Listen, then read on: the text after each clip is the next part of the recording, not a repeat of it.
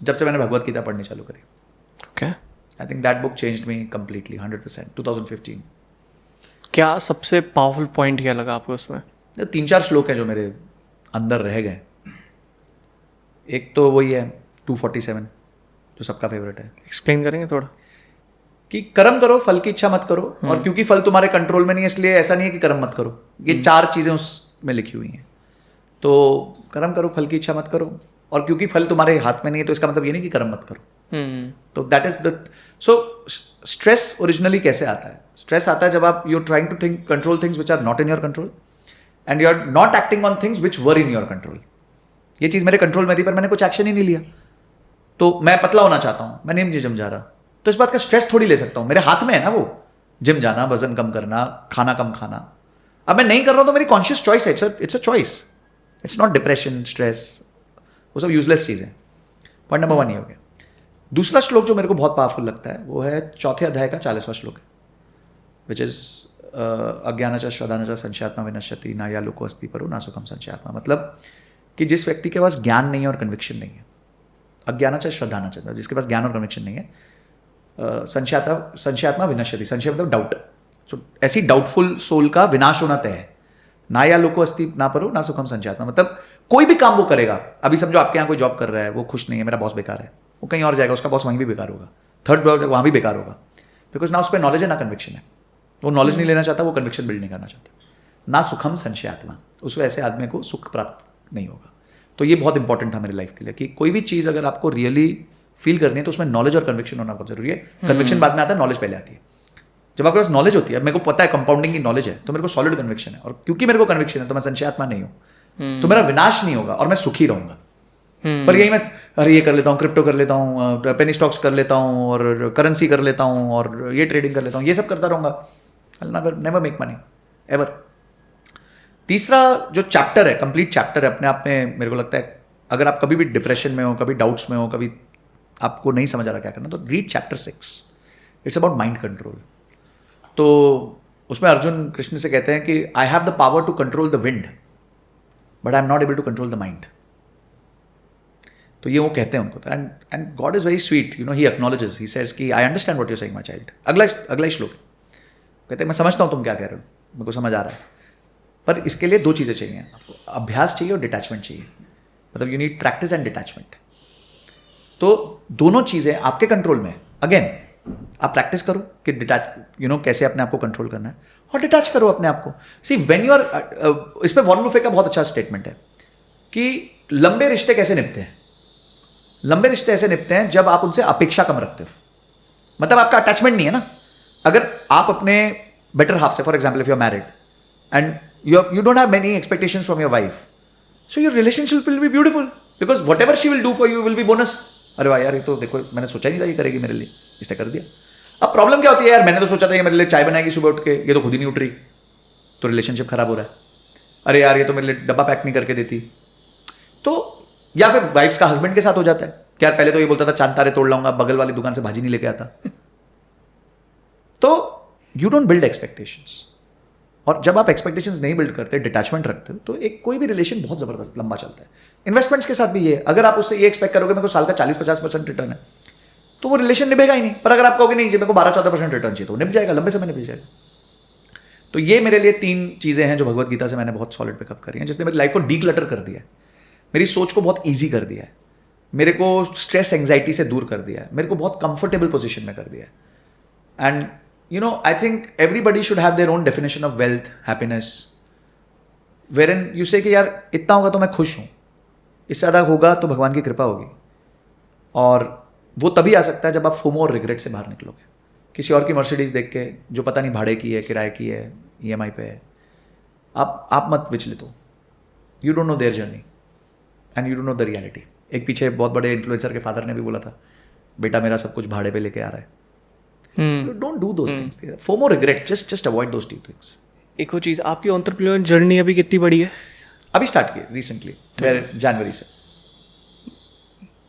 जब मैंने स्टार्ट की थी, मतलब काफ़ी टाइम हो गया अभी, तो एंजाइटी और प्रेशर बहुत क्रेजी है. ऑब्वियसली इसमें क्या होगा कि जब मैंने स्टार्ट किया था और मेरा बिजनेस डाउन जा रहा है या मुझे समझ नहीं आ रहा सैलरी इतनी ऊपर जा रही है और बिजनेस नीचे जा रहा है, सैलरी कहाँ से निकालूंगा, लोगों को देखूँ, क्या करूँ, समझ नहीं आ रहा, मुझे एनजाइटी होने लगी। और मुझे एनजाइटी पता नहीं था कि एक्चुअल में क्या होता है। फिर मेरे एनजाइटी होने लगी, मेरे हाथ पैर ऐसे काँपते थे और मैं समझ नहीं पा रहा हूँ। और अब मुझे अगर एनजाइटी नहीं होती है तो मुझे उस चीज़ से प्रॉब्लम होती है, क्योंकि मुझे उसकी आदत पड़ चुकी है। वो आपके लिए वो अफीम बन गई है। अफीम बन गई है वो मेरे लिए। आपके साथ अभी तक ऐसा कुछ हुआ है? It's chill. उसका रीज़न बताता हूँ। Once again Bhagavad Gita has been my guiding force in all this. देखो, जो शास्त्र को पता है, शास्त्र हमारा सबसे बड़ा शस्त्र है। हमारे पास सब कुछ है भारत में, हम बस we are scouting for others, we don't need to. अपनी बुक्स पढ़ लो, बहुत है। मैं आपको इसका सिंपल उदाहरण देता हूँ। आप गाड़ी चला रहे हो रात को, आपकी हेडलाइट बंद कर दूँ, क्या होगा? ठुक जाएंगे, फट लेगी, एंग्जाइटी आ जाएगी। ठीक है। हेडलाइट आपकी 100 मीटर दिखाएगी तो आपकी स्पीड स्लो हो जाएगी। हेडलाइट आपकी 1 किलोमीटर दिखाएगी, आप स्पीड भी करोगे और कंफर्टेबल भी रहोगे। यही है, simple. Entrepreneurship is also like that. You are not aware of what will happen in the future. You are driving a car in the night with either very low beam, no beam और high beam. अब ये beam क्या है?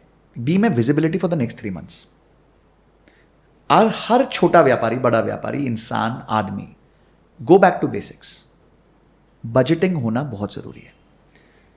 यही धैर्य अगर आपको पता हो कि अगले 3 महीने मेरे क्या खर्चे होने वाले हैं। मेरी तनख्वाह 3 लाख रुपए महीना मुझे देनी है, रेंट ये देना है, सब करना है, मेरे को 5 लाख रुपए महीना देना है, 3 महीने 15 लाख देना है। अभी इस टाइम पे जो बिजनेस की विजिबिलिटी अगले 3 महीने में मेरे पास 7 लाख रुपए की है, 8 लाख का शॉर्टफॉल है। आज आप तैयारी करोगे उस 8 लाख की शॉर्टफॉल की। किसी को फोन करोगे, बैंक के पास जाओगे, दोस्त से मांगोगे, इक्विटी रेज करोगे, जो करोगे, कुछ भी करोगे। प्रॉब्लम क्या है?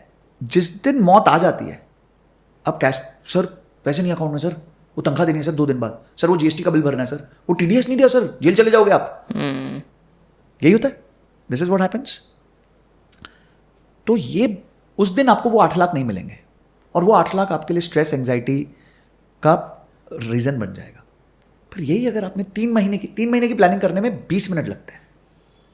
यही अगर आपने 3 महीने की प्लानिंग कर ली, आपको पता है यार अगला महीना ठीक निकल जाएगा, उसके अगले महीने में बैंड बजने वाली है, तो बेटा आज ही 8 लाख रुपए अकाउंट में डलवा लो किसी से। बाकी कोशिश करेंगे जरूरत ना पड़े, पर डलवा लो। दोस्त को फोन कर दिया, किसी और को, रिश्तेदार को फोन कर दिया, बैंक को फोन कर लिया, इंस्टीट्यूशन को फोन कर लिया, तो अब आप क्लियर हो गए। काय का स्ट्रेस, एंजाइटी। अब एंजाइटी तो मुझे जब भी होती है जब सब कुछ ठीक है, अकाउंट में पैसा था ठीक है, पूरे टीम की सैलरी साल भर की पड़ी है, ठीक है। एंजाइटी इसलिए भी होती है कि जो चीज़ कर रहा हूँ वो वहाँ तक कैसे होगी, कैसे कर पाऊँगा। या जैसे फॉर एग्जांपल मैंने अपने दिमाग में सोच लिया कि मुझे तो इस साल तक ये करना है, लगा पढ़ो, फेल, एंजाइटी, दिमाग ख़राब हो रहा है बहुत ज़्यादा, समझ नहीं आ रहा क्या करूँ। 10 लोगों से कंसल्ट करता हूँ, अरे that it's normal, this is the part of life. फिर मेरे एक मेंटोर हैं अभी आ रहे हैं, मैंने उनसे बात करी, काफी फेमस नाम है। अबे तू क्यों रोता रहता है टैक्स के लिए? मैं 50% भर रहा हूँ। हाँ, वो तो कनाडा में है ना अभी। हाँ, वहाँ 50% लगता है। पता है। अभी मैंने देखा भी था आर्टिकल की जिसमें बोला दुबई के बाद सबसे कम टैक्स इंडिया में। तो हम बढ़िया जगह हैं वैसे।